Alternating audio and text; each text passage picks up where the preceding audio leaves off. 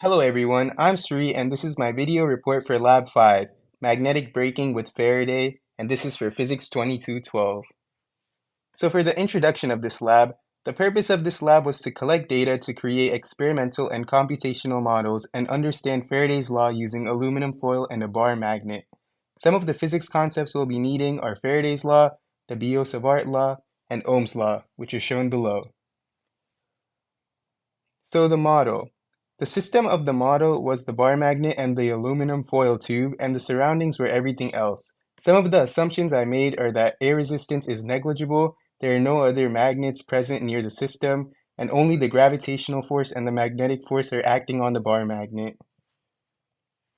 So for the experiment, first you need to install the magnetometer app on your phone to mark the north pole of the bar magnet. Next, we need to record the bar magnet falling through the aluminum foil tube 5 times so we could find the time the bar magnet stayed in the tube. Next, we need to calculate the time the bar magnet took to travel through the loop using our videos. So for the preview of the results, the magnetic dipole moment is 4.513 amps meters squared, which I found from Lab 3. Next, the length of the tube was 0.32 meters, the width of the tube was 0.006 meters, the inner radius was 0.023 meters, the mass of the magnet was 0.023 kilograms, and the time the magnet stayed in the aluminum tube was 1.403 seconds. This is some of the code I wrote for this lab. First, I defined some of my constants, and then I defined a function that could calculate the dipole moment. After that, I wrote another function that could calculate the change in magnetic flux, which you could see on the bottom right. This is a continuation of the code that I wrote for this lab. First, I wrote one line to calculate the gravitational force on the magnet. Next, I calculated the magnetic force from the tube on the magnet, and then I computed the change in magnetic flux for the ring due to the falling magnet. And then I was able to calculate the current in the ring, and with that I was able to find the net force on the magnet, and with that I was able to computationally find the time the magnet stayed in the aluminum tube. This is the output of my code.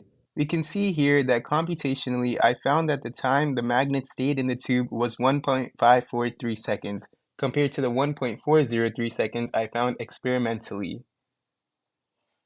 So now to interpret the simulation, let's answer some of these questions. To answer the first question, the red current corresponds to the counterclockwise movement, and the blue current corresponds to the clockwise movement, using Lenz's law. And for the second question, only the direction of the current changes. And for the third question, we can divide the tube into more loops to get a more accurate answer. For the fourth question, when the velocity is constant, the forces are equal. At the end of the plot, the force of gravity is greater than the force of the magnet. These are some of the conclusions I found from this lab. The experimental time that I found was 1.403 seconds. The computational time I found was 1.543 seconds using the simulation shown in the previous slides. Some sources of error. There could have been contact between the tube and the bar magnet. There could have been air resistance when we assumed that there was no air resistance, and there could be measurement and timing errors.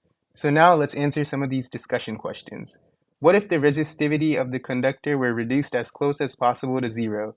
How would the dynamics of the falling magnet change?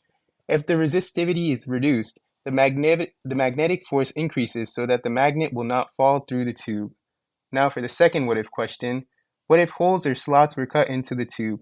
How would this affect the ring currents in your model?